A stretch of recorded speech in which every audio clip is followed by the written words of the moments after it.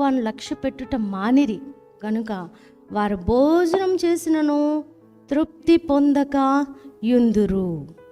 వారు భోజనం చేసినను తృప్తి పొందక యుందురు. ఎందుకట?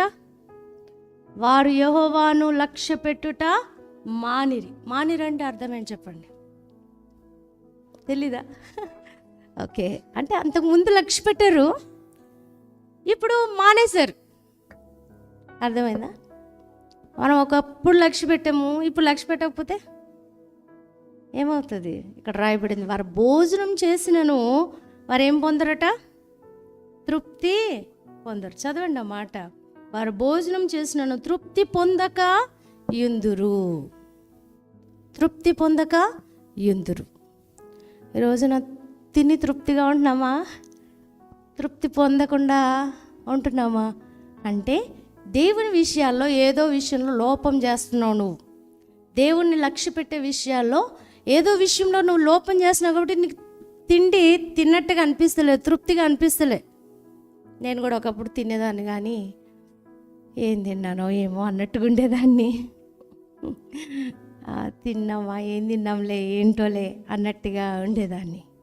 ఎందుకంటే అప్పుడు ప్రభువుని లక్ష్య పెట్టడం మానేశాను కొన్ని సందర్భాల్లో. కానీ మరలా నాకు అర్థమైంది, తిని తృప్తి పొందకుండా ఉండడానికి గల కారణం ఏంటో అనేది బాగా అర్థమైంది. యెహోవాను నేను సరిగ్గా లక్ష్య పెట్టట్లే.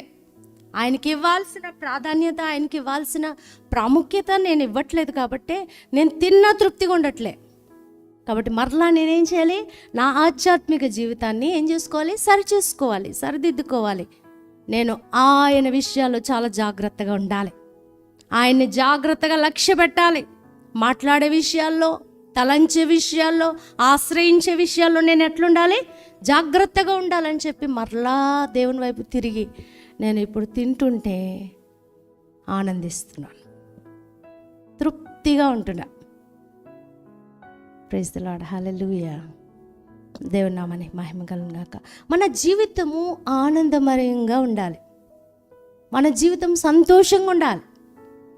మన జీవితం ఎట్లా ఉండాలి చెప్పండి? సమాధానంగా ఉండాలి. ఒక చోట రాయబడింది, వారి యాత్రా దినములు వారికి అతి ప్రియముగా ఉంటాయట.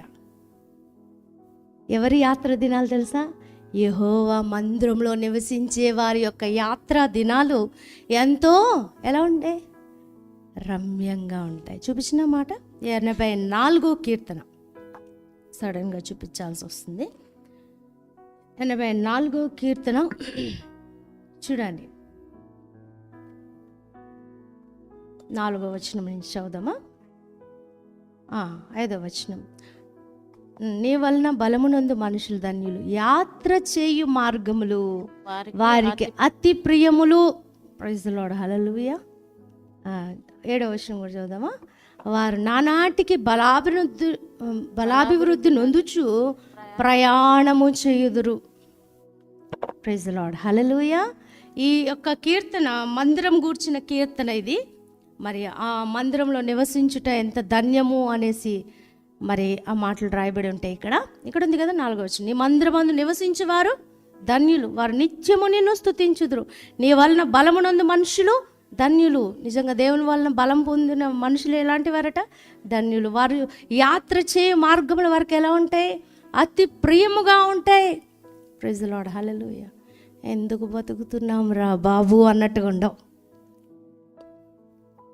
ఎట్లుంటాయి చెప్పండి? వారి యాత్రా దినాలు, యాత్ర చేయు మార్గాలు ఎలా ఉంటాయి? వాళ్ళకి చాలా ప్రియముగా, అతి ప్రియముగా. నాకు ఇప్పుడు అనిపిస్తుంది, అబ్బా అనవసరంగా ఎంత వయసు గడిచిపోయింది, ఇంకా చిన్నపిల్ల అయ్యి వస్తే బాగుండు అనిపిస్తుంది ఒక్కోసారి. ఎందుకంటే నాకు ప్రియముగా ఉన్నాయి నా యాత్రా దినాలు, నా జీవిత దినాలు చాలా ప్రియముగా. ఎందుకంటే ముఖ్యంగా నేను యెహోవాను లక్ష్య పెడుతున్నాను, ఆయన బలాన్ని పొందుతూ ఉన్నాను.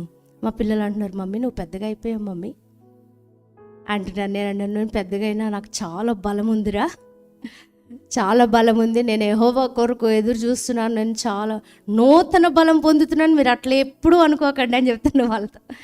ప్రైజ్ ది లార్డ్, హల్లెలూయా. మనకి ఎంత వయసు వచ్చినా మనం స్ట్రాంగ్గానే ఉంటాం. మన యాత్ర దినాలు అతి ప్రియముగా మనకి ఉంటాయి. ప్రైజ్ ది లార్డ్, హల్లెలూయా.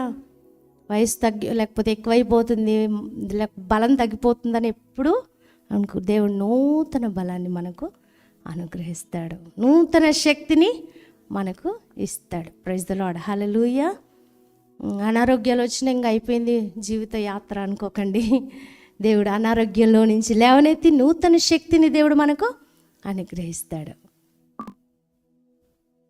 మోషే కట దృష్టి మాంద్యము కలగలేదంట, సత్తువు కూడా తగ్గలేదు. ఎన్ని సంవత్సరాలు చనిపోయాడు మోషే? 120 సంవత్సరాలు. 120 సంవత్సరాలు అంటే ఎన్ని సంవత్సరాలు? చిన్న వయసా, పెద్ద వయసా? వృద్ధులుగా ఉండేటువంటి వయసా, లేకపోతే యవనంగా ఉండే వయసా? చాలా వృద్ధాప్యం. మన హీరో అబ్రహాం కూడా 99 సంవత్సరాలకి 3 దూతలు వచ్చినప్పుడు ఏం చేస్తున్నాడు? ఆయన పరుగులు ఎత్తుతున్నాడు. ఎక్కడ పరుగులు ఎడుతున్నాడు? వంటలు చేయడానికి, ఆతిథ్యం ఇవ్వడానికి. దేవుని కొరకు బ్రతికితే దేవుడు నూతన శక్తిని ఇస్తాడు. పరుగులు ఎడుతున్నాడంట. అక్కడ చదువుకోండి మీరు, ఆదికాండం 18వ అధ్యాయంలో. కాబట్టి దేవుడు మన యాత్రా దినాలు అతి ప్రియముగా ఉండే కృప దేవుడు మనకు అనుగ్రహిస్తాడు. కాబట్టి దేవుని ద్వారా మనం చక్కని బ్రతుకును బ్రతకాలి. చివరిగా నేను ముగింపులోకి వస్తున్నాను.